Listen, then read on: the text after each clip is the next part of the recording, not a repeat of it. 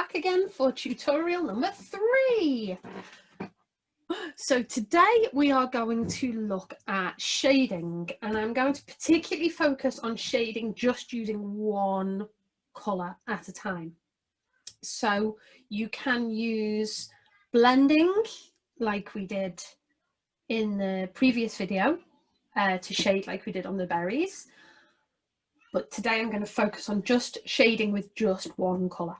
Okay, so we've got this fabulous pumpkin colouring page with a beautiful mandala in the middle, which I'm going to make look like autumn leaves and gorgeous flowers. And we have our positive affirmation of autumn brings beautiful changes. Because this season is just all about embracing change, if nothing else. Okay, so I'm going to start with my favourite, Carmine.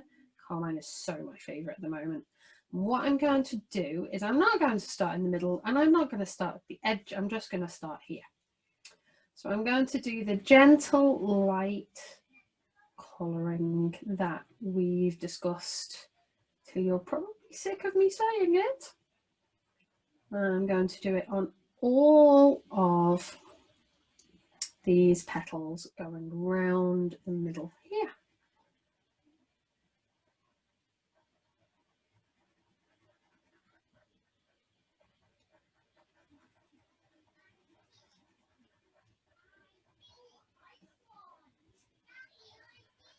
There we go.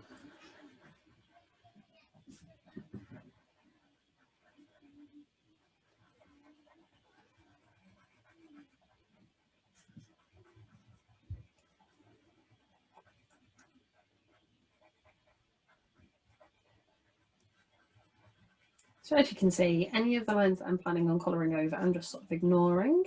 And as you can also see, I'm using quite a round and round motion. I'm not using a straight forwards and back motion, which we can use, but if you're pressing hard at all, you tend to get quite visible pencil marks with that. Whereas the round and round gentle pressure means that you don't get stroke marks in it at all. It just builds up beautifully as a complete block of colour, rather than having any directional marks in it. So yeah, colouring in lots of directions all at once is a brilliant move right now. And I found this little round and round movement really quite soothing in a lot of ways, because it's quite repetitive. My hand's doing these little repetitive movements, so my brain can sort of switch off and deal what it needs to deal with. Right, then what I'm going to do is, still with the Carmine, I'm going to put some more pressure coming in from the end. So we have this darker, richer Carmine blending in with the lighter, gentler shade that we just put down first. As you can see, I'm starting off with really heavy pressure at the tip, and then I am gradually getting more and more gentle as I'm moving down, so it blends in with that gentle, lighter shade that we put down first. There we go. Again, I'm going to turn the page around because the direction it's in is not suiting my hand. I'm not turning my hand around, always turn the page around.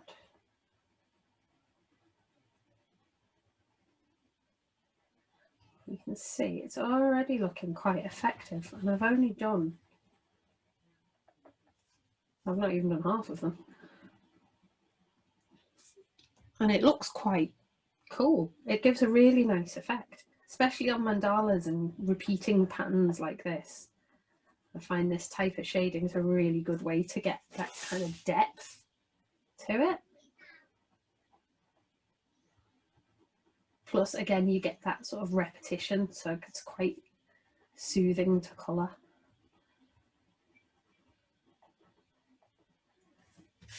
It's time to stick on the Mindful Joy November playlist. And colour around in circles and just zone out completely.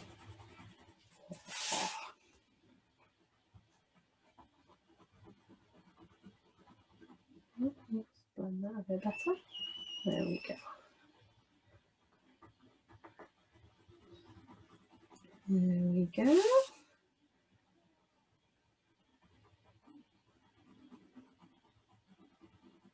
Wonderful. Right.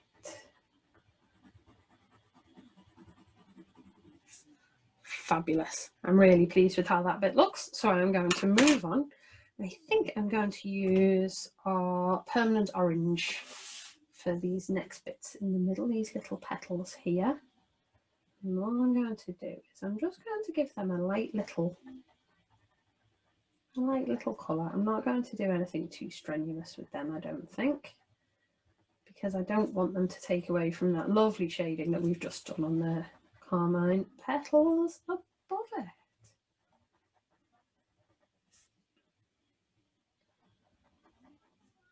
There we go. So basically I'm treating the carmine petals, the red petals, as a bit of a focal point in this. At least so far. I might change my mind halfway through. Who knows? So that's where I'm directing attention right now.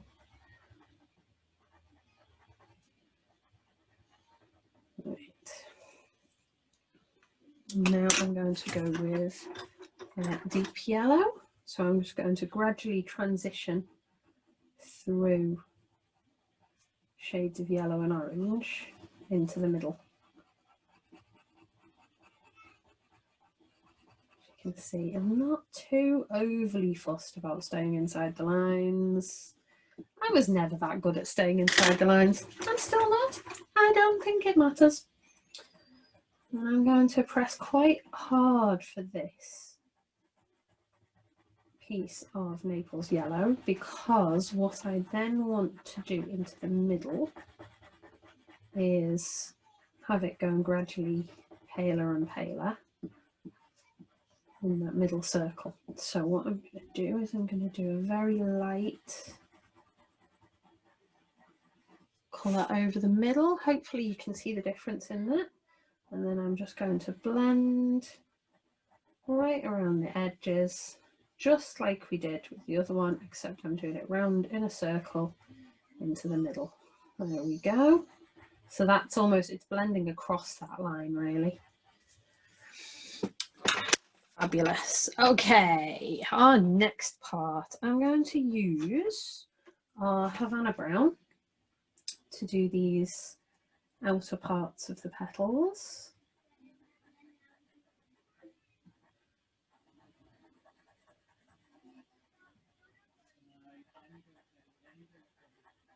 And again, I'm using that little soft, gentle round and round motion. Turn it around because it's not the right way around for my hand at all. There we go. Beautiful. And then what I'm going to do is I'm going to go back in and add some more depth, just like I did with the red petals. I'm going to do exactly the same with the brown parts.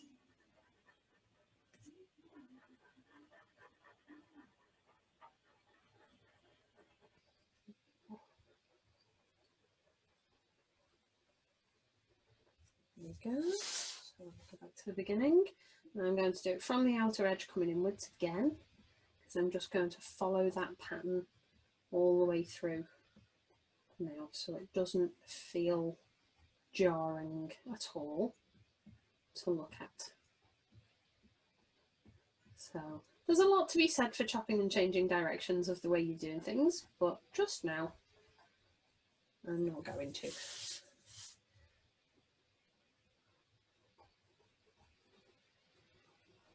There we go. Wonderful.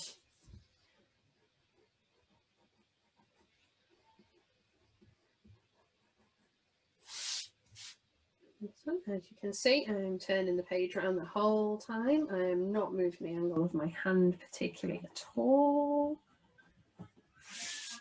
And it's working beautifully. And it just blends in. There we go. Two more.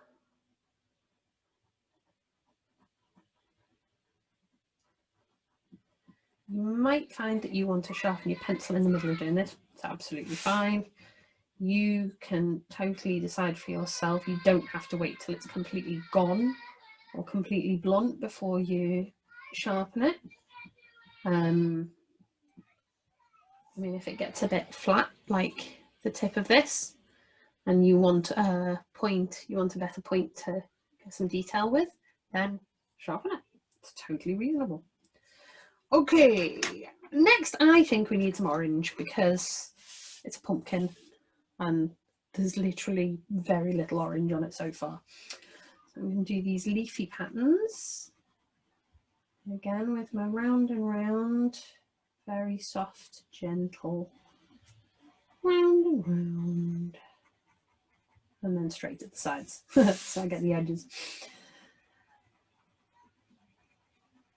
So I'm going to do the same with these. I'm going to use the same colour to add some darker shading, except I am going to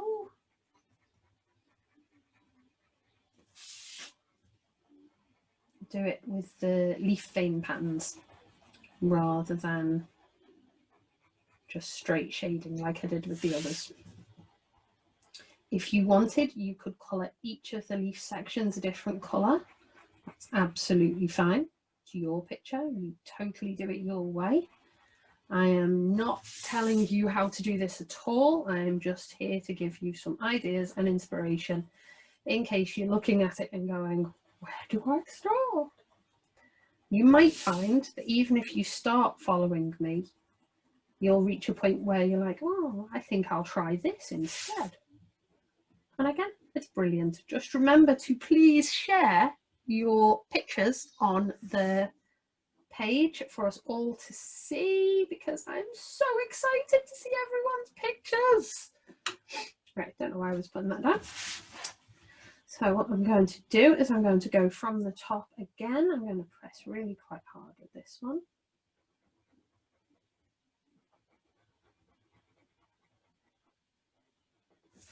So orange can take quite hard pressure. Here we go.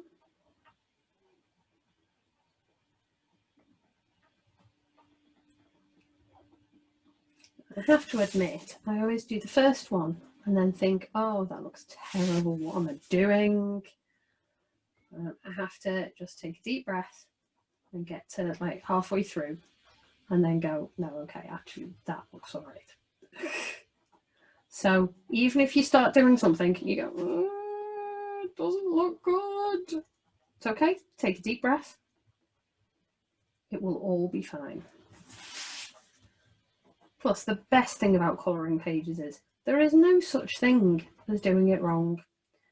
You can absolutely 100% do it your way. If you want to use glitter and paint that you've got at home, go for it. If you want to stick sequins all over it, go for it.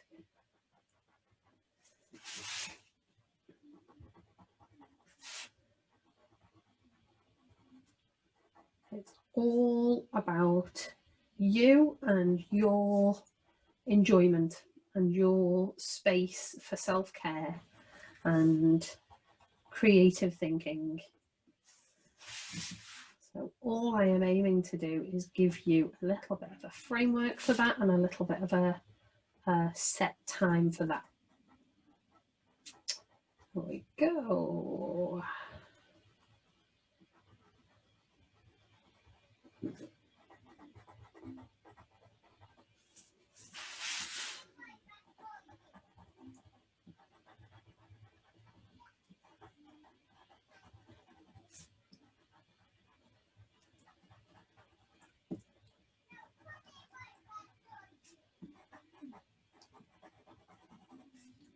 Go, and then colour one more.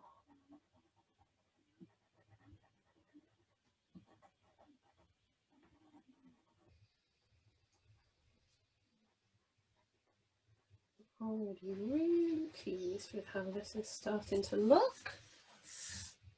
It's looking just like I wanted it to in my head, which is, never tried borrowing, as you'll know, a very rare occurrence.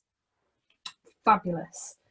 Right, let me see. I think I'm going to use some deep yellow, which is that nice yellowy orange just around this bit. And again, I'm going to do it nice and light. Do my shading in from the top.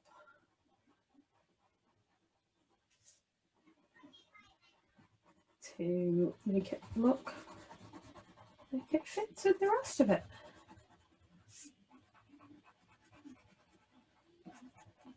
It's all a big win.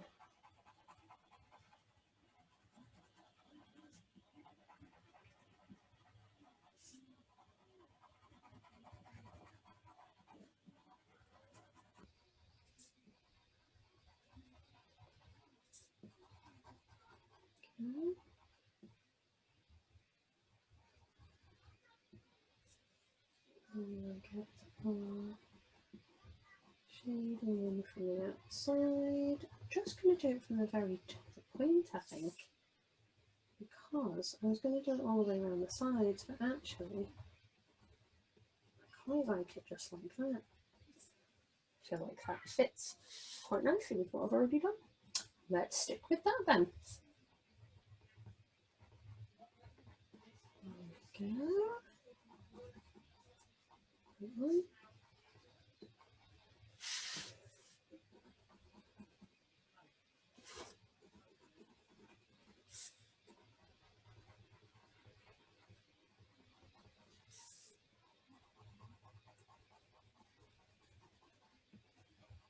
And two more. Yes, on that one. It'll help if you try and colour the same one twice, doesn't it?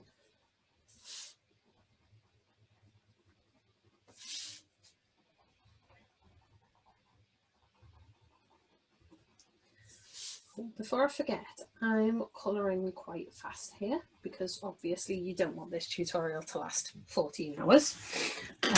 You feel free to take your time as much as you need to. If it takes you until Christmas to do November's pages, it really doesn't matter. There is no time limit on these.